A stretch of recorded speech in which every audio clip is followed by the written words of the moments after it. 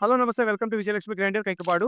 ఇవాళ నేను మీకు చూపించబోయేదండి కంచి పట్టులో మీకు మీకు స్మూత్‌గా ఉంటాయండి ఈ పట్లన్నీ కూడా. మీకసలు ఏమాత్రం బరకుండదు, నిలబడదు, స్మూత్‌గా ఉంటదండి. దాని మీద ఇదిగోండి ఒక్కసారి సారీ చూడండి.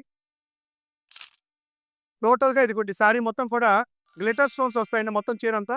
టోటల్‌గా కూడా చూసుకోండి సారీ మొత్తం పళ్ళు, పౌచింగ్ మొత్తం గ్లిటర్ వస్తది. కింద బోర్డర్ కూడా చూసుకోండమ్మా. సారీ చూపించాను. ఆ బార్డర్ నుంచి ఈ బార్డర్ మొత్తం చూపించండి. టోటల్ సారీ చూసారండి. ఇయన్నీ మీకు మార్కెట్‌లో 6000 అబోవ్ అమ్ముతున్నారండి.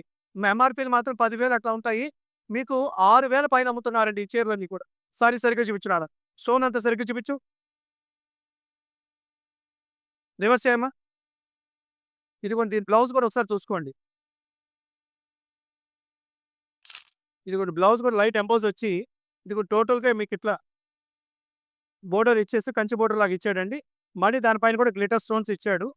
ఇదిగోండి పళ్ళు దగ్గర మీకు ఒకసారి రివర్స్ చేయమ్మా. పౌండ్ చైన్ దగ్గర కూడా మీకు ఇదిగోండి ఇట్లా గుంగురు డిజైన్స్ ఇస్తున్నాడు. ఇదిగోండి ఇలా చక్కగా మీకు పౌండ్ చైన్ మొత్తం. సారీ ఒకసారి ఓపెన్ చేయమ్మా. సారీ మొత్తం చూపించు నాన్న. టోటల్ స్టోన్స్ దగ్గర చూపించమ్మా. దగ్గర తీసుకురమ్మా.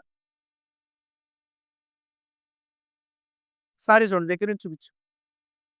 సారీ చూసుకోండి. ఇంకా మీకు వీడియోలో కన్నా కూడానండి లైవ్‌లో చాలా హైలైట్‌గా ఉన్నాయండి చీరలు.